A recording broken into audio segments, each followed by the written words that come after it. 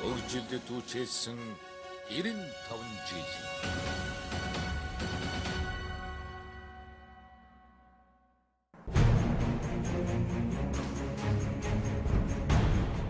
Дэлхийн түүхэнд тодор мөрөн үлдээсэн Монголын эзэнт гүрнийг байгуулж, өрн дорн дахны хоорондоо арилжаа 8-ны харилцааны эхлэлийг тавьсан монголчууд алт мөнгөн зоос, цаасан мөнгөн тэмдэгтийг эдийн засгийн эргэлтэнд оруулсан түүхтэй.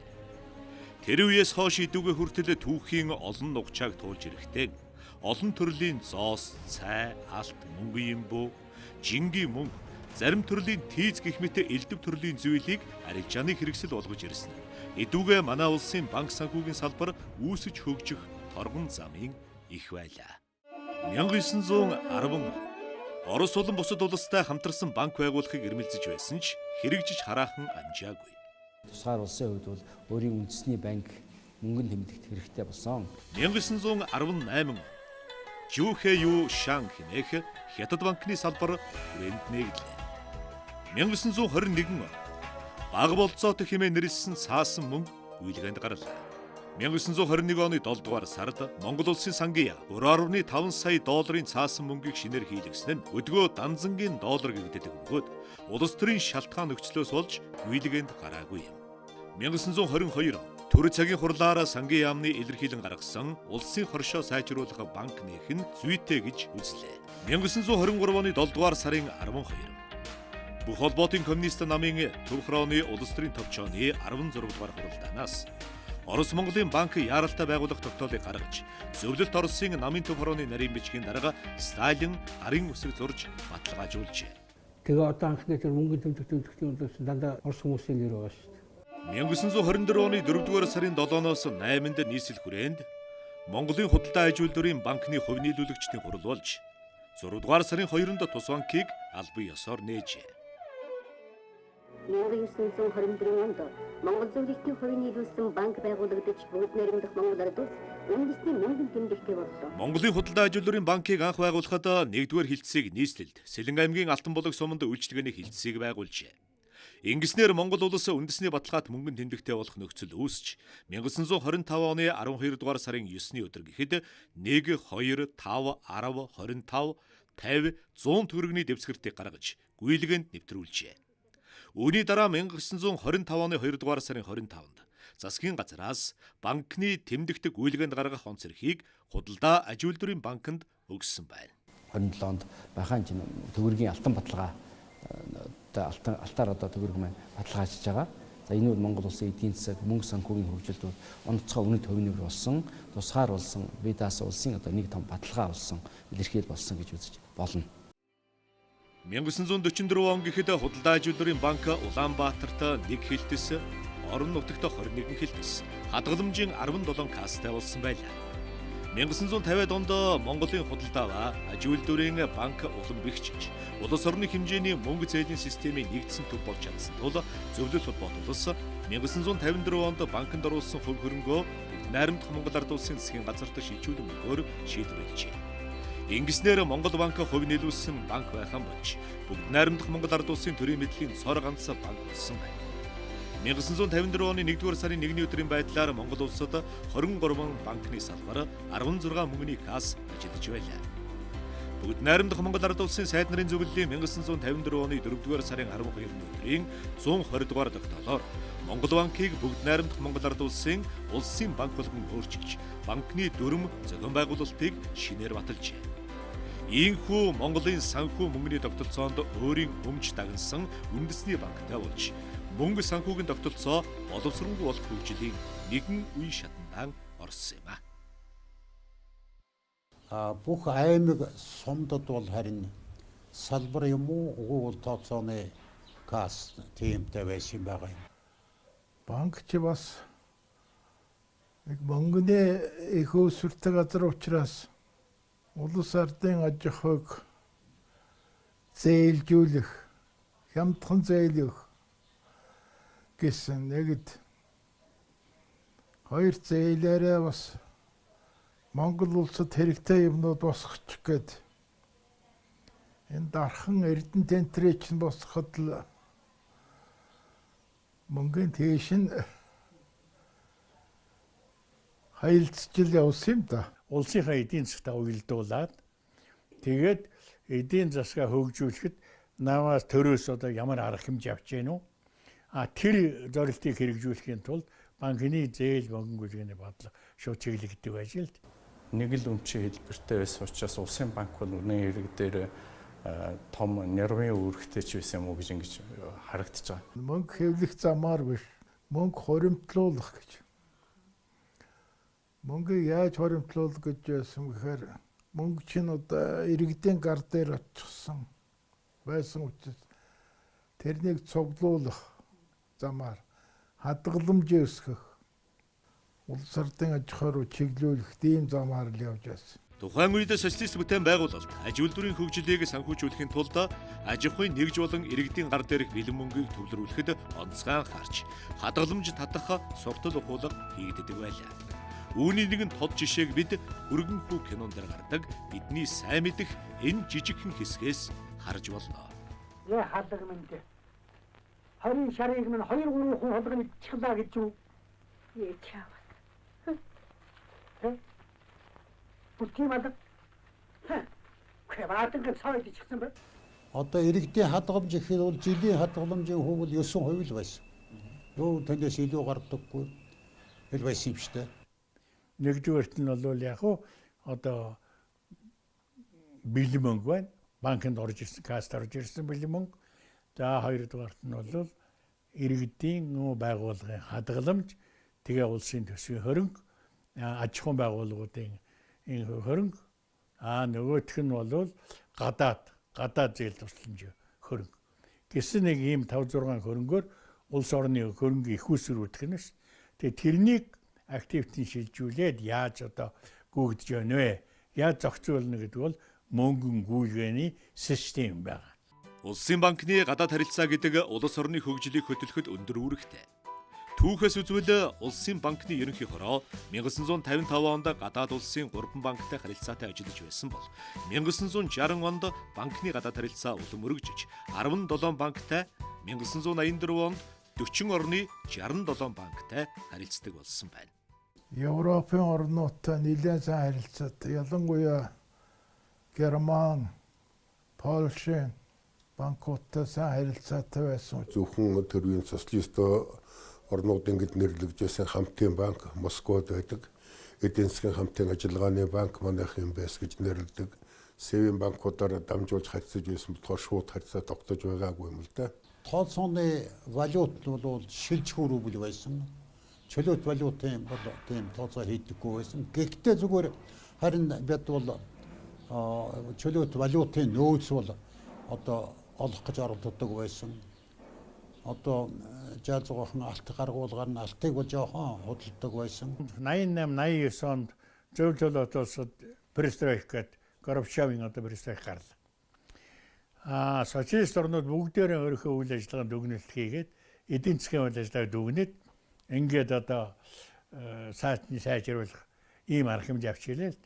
Манайд мөн ялгаа байхгүй. Төлөвлөгөөний комисс, сангийн яам, аж ахуйн механизм бол сургуулгана. Тэгж байж гин өөр ашгаа дэвшлүүлээ, үйлдвэрлэлийн ашгаа дэвшлүүлье гэдэг ийм одоо чиглэх хадрууд гарцсан байсан.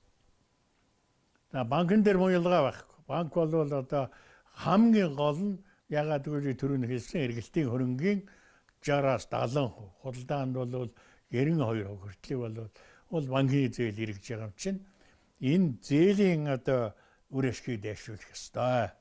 Хөрөнгө оруулалт санхүүжилтийн үр ашгийг дэвшүүлэх ёстой.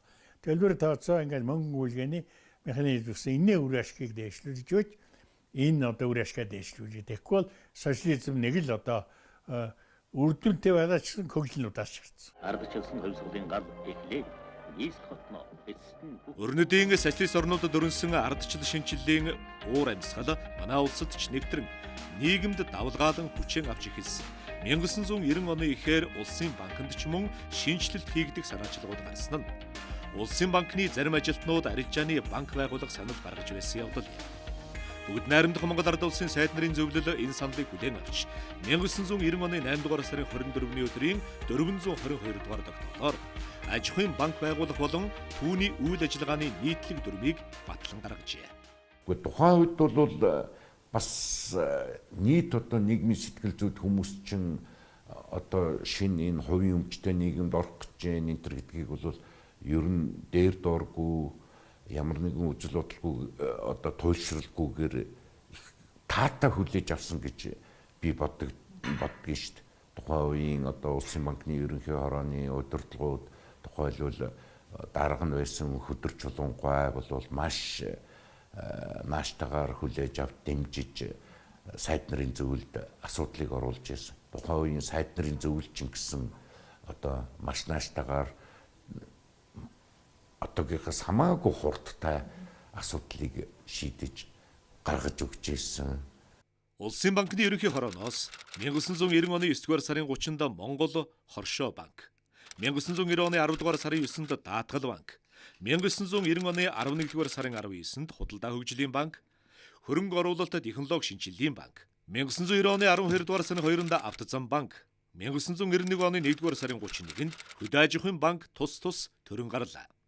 Ингэж манай улсад анхны арилжааны банк байгуулагдах эхлэл тавигдсан. Арилжааны банк байгуулагдсан нь эдийн засгийн шинжилгээний чухал алхам байсан хэдий ч хууль эрх зүйн орчин хангалттай байгаагүйгээс болж сөрөг үр дагаврууд гарч байлаа.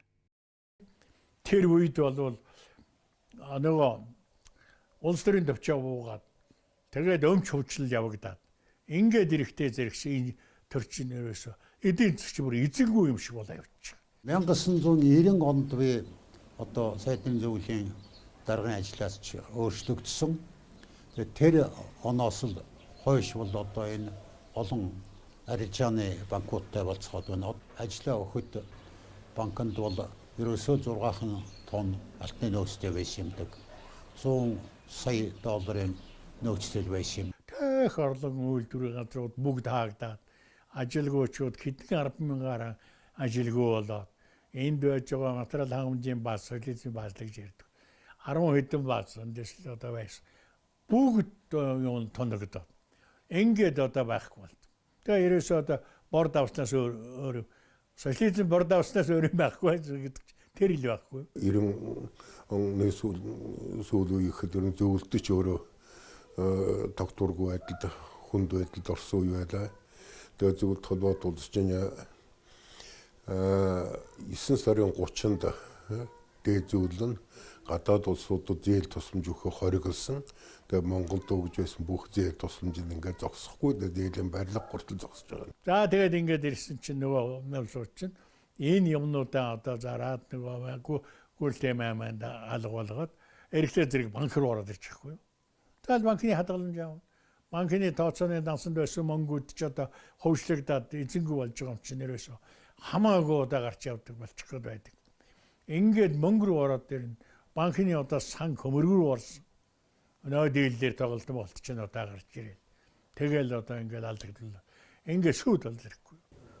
Монгол хөргөнд дөр хяналт байхгүй. Гэмсэргөө их зүг шийдсэн байхгүй. 100 мянган зэрэг байсан гадны. Тэнгиж ямар хэмжээний мөнгө байхыг мэддэхгүй. А мөнгөийг Ленинград төвлөдөг. Төгрөгийг хяналтгүй. Тэгэхээр ямар ч ус гадаадын иргэдээр байж байгаа Монгол төгрөгийг бушуухан унгая гэсэн шүү дээ. Тхийн тал дээр хорлуулж гараад энэ шууд юу нугаа хийцэн байхгүй. 1991 оны 4-р сард улсын бахруулын чуулганаар Монгол улсын банкны тухай хуулийг баталж, Монгол улсад төв болон арилжааны гэсэн хоёр шатлалтай банкны системийн эрх зүйн үндэслэл тавигдлаа. Монгол банк гэж нэрлэгдсэн төв банк нь өмнө нь гүйцэтгэж байсан зээл олгох, мөнгөн хадгаламж хөрвүүлүүлэх, гадаад тооцоо гүйцэтгэх зэрэг банкны олон үйл ажиллагааны чиглэлүүдээ арилжааны банкудад шилжүүлж, төв банкыг зөвхөн арилжааны банкудтай харилцдаг олон улсын жишгт нийцүүлсэн тогтолцоотой болгожээ. Өнөөдөр бол Монгол улсад 730-аад хууль ингээд үйлчилж байгаа. Тэрний 55% нь банкны системтэй холбоотой ийм хууль мөрдөгдөж байгаа. За яг 90 оны үед бол яг банктай холбоотой хууль эрх зүйн актууд тун хомсхон байсан. За энэ банкны хууль л одоо гаргахгүй болохгүй нэ гэдгийг тэр үеийн улсын банкны ерөнхийдөө авч үзээд за энийг бол яг хөвгөл хомсын дараагаар хөдөр чулуун дарга ерөнхийдөө даргыг бол томлол нарийн бичгийн дараа заачаа нөгөө банкны шинжил, мэнчил, түнш хамтарч ажиллан төлөвлөл байна гэдэг яриач л одоо хэрэг болох. Одоо энэ хууль боловсрол гэсэн. Тэгээд юу ч мэдэхгүй байж байгаа хууль боловсруулаад тэгэл хийсээр байгаа л одоо яах вэ? 91 оны ангаргаад 1 сард баг хурал руу одоо өгсөн л дээ. Улсын баг хурал дээр энэ банкны хууль яриад тэгээд 2 шаталтай банкны тогтолцоо руу шилжих тухай асуудал бол хамгийн том асуудал байсан. Тэгээд тухайн үед банкны мэрэгчлэтнүүд улс төрчид эдийн засгийн байнгын хорон дээр цуглаад ярилцдаг байсан. Тэгэхэд бол бидний дунд ойлголтын асар их хол зөрүүнүүд байдаг байсан. Яриа бол нэлээд явагдсан, нэрний явагдаж одоо ямар байх юм. Ерөөсөө мөнгө маанч одоо яах энэ төр гэдэг юмар бол нэлээд яригдээд тэгээд ерөөсөө анхныхаа хуулиараар боловсруулсан хуулиараар бол батлагдсан юм байна. Ийхүү Монгол улсад банкны шинжилэлт хийгдэж Төв банк, Арилжааны банк гэсэн тус тусын үүрэгтэй харилцааг зохицуулах тогтолцоотой болсон түүх ийм юм. Төв банк буюу Монгол банк нь төрийн мөнгө буюу зээлийн бодлогыг хэрэгжүүлэх улсын төлбөр тооцоолон валютын нөөцийн удирдлагыг бэхжүүлж харилцагчдын эрх ашигыг хамгаалах. Харин Арилжааны банкуд бизнесийн үйл ажиллагаа эрхэлж иргэд байгууллагуудад үйлчлэх төрөл бүрийн үйлчилгээг дагнан хариуцах болсон. Тэгэхээр Төв банк байгуулна гэдгийг чинь гол асуудал нь юу гэхээр банкны системийг улс төрчдийн нөлөөллөөс ялангуяа засгийн газрын нөлөөллөөс тусгаарлаж өгөх асуудал байгаа байхгүй юу? Яагаад ингэж тусгаарлах шаардлагатай байсан юм бэ гэхээр Монгол шиг олон орон хуучин төлөвлөгөөт эдийн засгаас зах зээл рүү шилжсэн. Тэгээ шилжих явцдаа банкны тогтолцоонд сул анхаарсан орнууд нь хэтэрхий их одоо засгийн газрын дур зоргоор улс төрчдийн дур зоргоор мөнгө үйлдвэрлэх ажил их хийгдсэн байхгүй юу? Ялангуяа манай хойд хөрш Орос оронд асар их хэмжээний мөнгө үйлдвэрлэсэн. Тэгээ мөнгө үйлдвэрлэжсэн орнууд мөнгөн дэвсгэртийнхаа 0.3 0.0-ийн тэглэх маягаар дараагийн шинэ мөнгө үйлдвэрлэх ийм үйл явц болж исэн байхгүй юу? Монголд бол тийм үйл явц болоогүй байхгүй юу? Сүүлийн 1000 жилийн биш сүүлийн 20 дугаар зууны хорооник гэдэг Германаас гаргадаг юм тийм цуцаан ном байт. 2-3 нэмийг л тэмдэглэсэн байдаг. Ардын усгал бол лоч шиг ингэж явж байсан. Тэгжсэн Монгол улс анхаад Төв банктай болдог гэж байдаг шүү дээ. Инфляцийг ямар нэгэн хэмжээгээр хязгаарлаж барьж ийсэн. Энэгээр айгүй чухал ач холбогдолтой өөрчлөлт байсан байхгүй юу? Тэгэхээр энэ бие даасан энэ санхүүгийн банкны тогтолцоо бий болж байгаа нь өөрөө Монголд олон өмчийн одоо тулгууртай эдийн засаг хөгжих болцоо тэгээ олон улсын санхүүгийн зах зээлтэй холбогдох болцоог нээж өгснөөрөө бол энэ анхны 91 онд хийсэн тэр Төв банк, Арилжааны банк гэсэн тогтолцоо бол маш чухал ач холбогдолтой байсан. Шилжилтийн хүнд үеийг даван туулахад олон улсын санхүүгийн байгууллага хандивлагч орнуудын тусламж дэмжлэгийг авах зайлшгүй шаардлага үүсч байлаа. Америкийн нэгдсэн улсад манай засгийн газрын анхны ажлын ээлжил хийсэн. Тэгээд олон улсын валютын сан дээр очлоо. Огт таньгүй анхуд очиж байгаа монгол хүн бий байсан байх л да. Тэгсэн валютын сангийн дэд захирлгээд нэг жижиг өгөн байна. Та нар Монгол гэж орон валютын сантай харьцах гэж байгаа та нарт хоёр л зам бий. Нэг нь та нар коммунист тогтолцооноос асал, хоёр дахь нь та нар Америк, Англи, Герман, Японы дэмжлэг ав.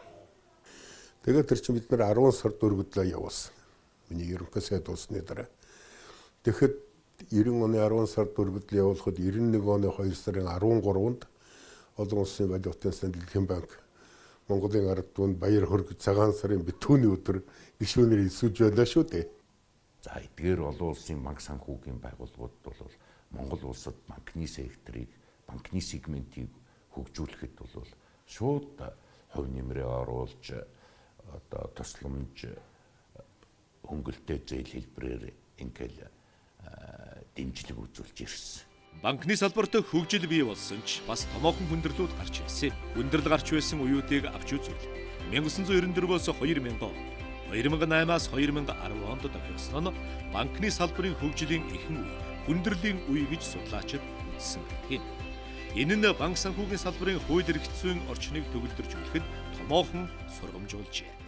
96 онд банкны ерөнхийлөгч солигдлоо 6 сая доллар төс. Одоо энэ баян улсуудын харманд нөгөө 6 сая доллар. Тийм л байсан. 2000 онд нөгөөх нь арай 54 сая доллар болсон. 4 жилийн дараа. За би бол 1990-ад оноос хойш банкнд ажилласан л да. 96 онд ерөнхийлөгч болоод 2000 он хүртэл ажилласан. Одоо хоёр шаталтай банкны системд ороод банкны менежерийн өмнө гол хариуцлага, гол шийдвэр гаргалт ирсэн. Тэр анцлагоос болж одоо гол ялгаа, мөн түнчлэн, гол эрсдэл, тэгээд эрсдлээс үүссэн том алдагдлууд одоо гарч ирсэн гэж хэлж болно. Эхлээд бол Монгол улсад 34 арилжааны банк байгуулагдсан байдгийг. Тэгээд тэрнээс бол 21 одоо банкны хямрал одоо доголдолын төр гаргаад бол үйл ажиллагаагаа зогсоосон. Тэгнэлтэй банк дампууралгүй яах вэ? Тэр үед чинь инфляцийн түвшин жилийн 300% хурж байсан нь бол 95, 6 оны үед, 7 оны үед тэр ягаад ийм байдалтай болов гэхдээ зэрэг инфляцийг хэд тавьсныг талаас нөгөө талаас банкны зээлийн хүчин дээд тал нь 300% хурж байлаа арилжааны банкудад. Одоо 356 ингээд инфляци нэмнэ. За нэг марж нэг заалтгүй нэмнэ. За нэг зардлаа ингээд нэмнэ. 368. Энийг хуваах нь 12 гэдэг чинь. За баргалчил 31 хувийн хүүтэй юм уу сар марын. Менежерүүд маань нөгөө сэтгэлгээ нь хуучны тэр инерц байсан. Өөрөөр хэлбэл улсын банкныг удирдах явах үеийн инерц байсан. Тэд гол нь нөгөө улсын хөгжил, эдийн засгийн хөгжил ингээд одоо банкны зээл одоо оруулах хувь нэмрийг бодхоос биш өөр одоо гол боддог зүйл байгаагүй. Гэтэл үүнээс гадна бас нэг зээлээ яаж иргэн төлөвлөх вэ гэдгийг бодох зайлшгүй шаардлага тулгарсан. Энийг бол анхандаа бол манай банкны менежерүүд ойлгодог байсан. Зээл өгөөл байна. Тэгээд тэр чинь мэдээж 300% жилийн өхөө төлөөд авах аж ахуйн нэгжүүд юу гэдэг тэр зээл иргэд төлөгдөхгүй гэдэг нь бол ойлгомжтой шүү дээ. Учраа олохгүй нэг яахан божигс. Зэгцсэн юм явдал бий. Одоо тэгэл нэстэ зээл явна гал одоо энэ үедэр сонин анид цэв гарсан шүү дээ. Гов одоо яриа гардаг байлаа. Одоо хувийн өмч гэдэг ойлголт бол маш сул байсан. Өөрөөр хэлбэл орон сууц совжрагдаагүй. Тэм учраас банкны процент авах хувийн өмчлөлөө бараг байгаагүй гэж хэлж байна. Тийм нөхцөлд зээл олгож исэн ийм үйлдэл нь ерөөхдөө энэ улсын банкны систем 96 онд ер нь дампуурсан байх ийм бүрэн бэлтгэлтэй байсан гэж болно. Өөрөөр хэлбэл 96 онд намайг одоо төв банкны ерөнхийлөгч болоход бол банкны системнүүд нь үндсэндээ дампуурчихсан. Төв банкны хувьд бол тэр дампуурсан банкыг татан буулгах үйл ажиллагаа л үлдсэн байсан. Тэр үед бол бид нэр системийн ач холбогдолтой хамгийн том банкуудыг татан буулгасан. Системийг бол цэвэрлсэн. Үүний үр дүнд л одоо банк санхүүгийн зах зээл дээр сахилах хариуцлагын тогтолцоо бол бүрдэж эхэлсэн гэж ингэж ойлгож байна. Европын санхүүгийн том мэргэжлүүд хэлж ирсэн үг одоо би санаж байна. Юу гэж хэлж ирсэн бэ гэхээр танах за хоёр шатлын банктай тогтолцоотой юм хуулиа гаргачлаа. Боловсруулчин бэлтгээд жинхэнэ банкны тогтолцоо тогтвортой ажиллагаатай болтлуулбал та нар дахиад 15-20 жил хэрэгтэй шүү гэж хэлж ирсэн. Тэгээ үнэхээр ч тийм байдаг юм шиг байна. 2006 онд гадаад зах зээлд хямралуулах тодорхой нөхцөл байдал нэгэнт үүссэн байлаа. Энэ үед дэлхийн бүхий л улс орны адил Монгол улс хямралтай тулах, түүнийг даван гарах бэлтгэлийг хангаж байсан. Тухайлбал мөнгөний бодлогын арга хэрэгслүүдэд боловсронгуйлж, цоо шин арга хэлбэрт аажмаар шилжих явцыг хэрэгжүүлж, инфляцийг онилох мөнгөний бодлогын арга хэлбэрт шилжих шаардлагатай болж, бодлогын хүүг дотоодын зах зээлд нэвтрүүлсэн зэрэг чухал арга хэмжээнүүдийг авч эхэлжээ. Энэ өндөр ачаалалтай богино хугацаанд ажилласан үйл явдлыг энгийнээр томилоод хэлэх юм бол та цаг агаарын урьдчилан сэргийлэх мэдээ хүлээж авлаа. Урьдчилан сэргийлэх. Улаанбаатар хот дээр асрын хохиролтой маш их усрахыг бороо бүтэн сар үргэлжилж орно гэсэн прогноз ирлээ гэд бод. Юу хийх вэ гэд. Дотоодын байдал бол тийм таатай биш. Халамжинд хавтгаасаа халамжинд ингээд эд амтцсан юм санхүүгийн бодлоготой. Гэтэл ийм эрсдэл нүрэлж идэг. Тэгэхээр инженерүүд бол хамгийн эхлээд хотыг хамгаалах, урсгаас хамгаалах далан байгуулна. Газруудыг тогтооно. Хамгийн аюултай зүгүүд. Маш яралтай далангийн ажил эхлүүлсэн. Тэ адилхан. Тэгэд асар нарийн цагийн хуваараар маш хатуу дэглэмээр хийж үүсгэх ажлууд л гэж ойлгож байна. Тийм учраас тэр хямралыг тухайн Төв банк ер нь Монголын засгийн газар аж ахуйн нэгжүүд айлуудын үр дээр оруулаагүй гэж үздэг. Төв банкны бодлогын шийдвэр ингэж ирээдүйг харсан арга хэлбэрт шилжиж, инфляцийг онилох урьдчилан нөхцөлийг бүрдүүлээд байлаа. Гэвч Төв банкны уламжилт арга хэрэгслийг шүүмжилж, мөнгөний бодлогод улс төрийн нөлөө нэмэгдэн 2012 оноос эдийн засгийн тодорхой нэгэн салбарыг сонгон санхүүжүүлэх, засгийн газрын бодлогын шинжтэй үйл ажиллагааг Монгол банк маш хямд зарлалаар бүр зарим тохиолдолд тэг 189% хүүтэй санхүүжилтийг хүртэл хийсэн нь эдийн засагт тодорхойгүй байдлыг үүсгэж, үр ашгийг нь дорой төвсөн юм. Монголын банкны салбарт бол ерөнхийдөө бус оронд байдаг тийм эдийн засгийн гэдэг юм нэг эрсдлээс илүү эрсдлийн дээр нэмэгдээд улс төрийн эрсдэл их байгаа учраас банкны салбарынхан бол тэр мөрчлөгсөрсөн бодлого одоо их сайн явуулмаар байгаа юм. Эдийн засаг өсөөд ингээд сэргэж байгаа үед бол одоо нэлээд тийм болгоомжтой дараагийн хүндрэл тулаад ирэх үед бол даваад гарах нөөцөө бий болгосон. Ийм чиглэлээр явахгүй бол одоо ингээд сонгуул болох гэж байна. Ер нь байдлыг харах юм бол Монголын улс төр тэгээд ойрын хэдэн жилдээс эргээд юу гэдэг засраад эдийн засгаад жиг төвтөртэй аваа явдаг тийм чадал бол бүрдэлтэй удахаар байгаа учраас энийг их онцгой анхаараач гэж би өнөөдөр хэлмээр байгаа юм. Төв банкны бие даасан байдлыг юу вэ? Яаж сахих вэ гэж өнөөдөр ч ихс асуудалтай. Гол нь эдийн засгийг тэлэх хэрэгтэй. Бүтцээ чанаржуулж, сайжруулж ийж Төв банкны бие даасан байдлыг сахих нь илүү найдвартай гэж би үздэг. Ингэхгүйгээр үн докторжуулах, зээлийн хүүгийн дээд хязгаар тогтоох, халамжийн итгэлцлийн зээлүүлээд гээд ийм сэдвүүд л ерөөсөө тасрахгүй. Улсын их хурл чинь бол нэг юм хууль тогтоох газар чинь хоёр дугуун дээр тогтдог шүү дээ. Энд Төв банк байж байгаа, энд нь засгийн газар байж байгаа тийм ээ. Өөрснөө байгуулдаг үстэл тэрийг. Тэгээ энэ хоёрын хоорондоо холбогдохгүй шүү дээ. Машины хоёр дугуй нэг талдаа тавьчихвал яах вэ? Мөчлөг дагсан төсөв мөнгөний бодлого 2016 онд улс орныг дефолтод тулахад хүргэж, үндсэндээ эдийн засгийн хүндрэл нүүрлэлээ. Энэ байдлаас гарахын тулд олон улсын валютын сангийн өргөдсөн санхүүжилтийн хөтөлбөрийг Монгол банк засгийн газартай хамтран хэрэгжүүлж, банк санхүүгийн салбарын хувьд тогтвортой байдлыг хангахад чиглэсэн бодлогын арга хэмжээнүүдийг авч хэрэгжүүлэх боллоо. Яаж богино хугацаанд хүндрэлээс гарах вэ?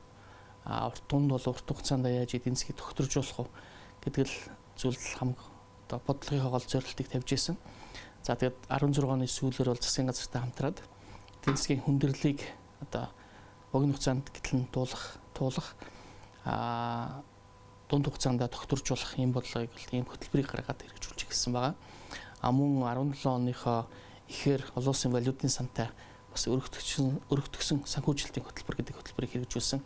За энэ хоёр хөтөлбөрийн өрөөнд бол гол бодлогын зорилтуудыг тавиад үндсэн одоо арга хэмжээнүүд авч хэрэгжүүлсэн. Тэгээд их богино хугацаанд тодорхой үр дүн төрсэн байгаа. Бие даасан санхүүгийн мөнгөний бодлогыг гаргаж байгаа энэ тогтолцоо бол Монголын эдийн засгийг доктортой байлгах, байнга өсөлтөө байлгах энд асар том хувь нэмэртэй. Энд бол зөвхөн засгийн газар биш. Төв банкыг яг төв банк шиг олон улсын жишг нийцсэн ийм институт хэлбэрээр зохион байгуулж бүх юмыг дэмжиж одоо энэ зориулж одоо яг институцэд чиглэсэн ийм үл арга хэмжээ авъя гэж одоо зорьсон байгаа.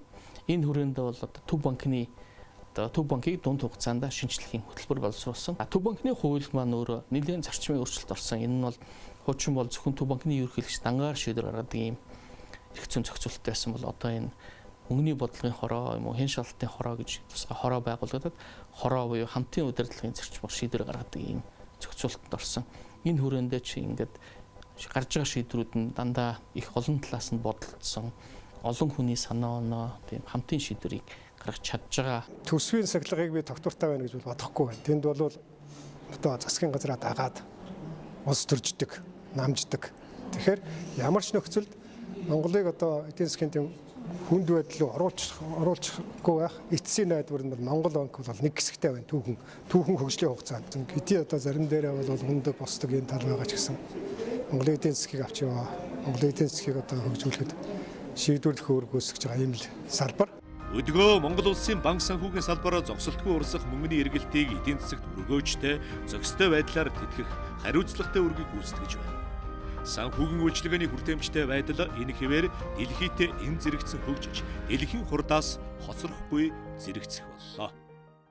Одоо хөрсөн төвшин бол мэдээж өндөр төвшөнд үйлчилгээ дээр гаргаж байгаа бүтээгдэхүүн гэж өснөө ярьдаг үйлчилгээний төрлүүд нэг юм бол олон янз л да. Одоо бол банкны үйлчилгээ бол минут чөрөхгүй хугацаанд л явж байгаа үедээ тий.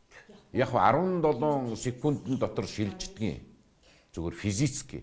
Банкны чиг хандлагууд бол дижитал уламжлалт банкнаас яг шилжээд энэ цахимжсан дижитал банк руу бол шилжиж байгаа. Энэ шилжилтийн үе дээр нь бид нэр явж гин гэж дүгнэдэг. Тэгэхээр зэрэг цаашдаа бол мэдээж банкуд аль болох харилцагчид, ойрхон тэднэрт үйлчилгээ үзүүлэх зорилгоор бол дижитал цахимын энэ бүтээгдэхүүнүүдийг бол шинээр нэвтрүүлээд явж байгаа. Гүү дэвшил бол одоо зарим энэ даже Америкаас ч гэсэн одоо тэр гар утасны төлбөр тооцоо энэ төр чинь илүү болсон шүү дээ програм хангамжийн зүйлүүд. Монгол улсын эдийн засгийг сэргээх, улсын өрийн дарамт төрийн дефолтоос зайлсхийх, за эдийн засгийн дархлааг сэргээх, банк санхүүгийн салбарыг эрүүлжүүлэх, за Монгол банкыг орчин үеийн төв банкны жишгт хүргэх чиглэлээр олон бодлого арга хэмжээг үр дүнтэй хэрэгжүүлж байна. Тэгээ тоомчилж хэлбэл Монгол банкны системийн эрх зүйн орчин сайжрлаа, шинжилэн бүрдлээ. За хоёрдугаарт бол Монгол банкны валютын нөөц 4 дахин нэмэгдлээ. За гуравдугаарт Монгол банкны алдагдал 3 их 80 төрсэн байсан бол 1.2 их 80-аар буурж нэгсэндээ ашигтай ажиллаж энэ алдагдлын хэмжээ буурлаа. 1990-ад оны ихэнх үед байсныг бодвол Монгол хүмүүс бол банкнд итгэдэг болсон байна. Хүмүүс маань өөрсдийнхөө өдөр тутмын үйл ажиллагааг банкугаар төсөөлөх аргагүй болчиж төвшөө дээр нь Монгол улсын эдийн засаг нийгмийн хөгжүүлэлт банк маш чухал ач холбогдолтой байна гэж сүүлийн үед одоо бидний захиач хийлгэсэн судалгааны үр дүнд бол гарсан байна. Хараат бусан мөнгөний бодлого хэрэгжих, эдийн засагтаа өгөөж бий болгох банкны үйлчилгээний хүртээмжийг нэмэгдүүлэх нь улс орны хөгжил, ард олны хангалуун амьдралыг тэтгэх хөдөж юм. Гагцхүү орлогын тэгш хүртээмжийг зохицуулах төрийн бодлого оновчтой байх нь энэхүү хөдчийг ямагт зөв голдролоор явахад нь тустай. Гэсэн ч Монголын банк санхүүгийн тогтолцоо үүсэж хөгжсөн 95 жилийн түүхийн зам бүр Монгол улсын хөгжлийг түүчэлж ирсэн түүх ийм юм аа.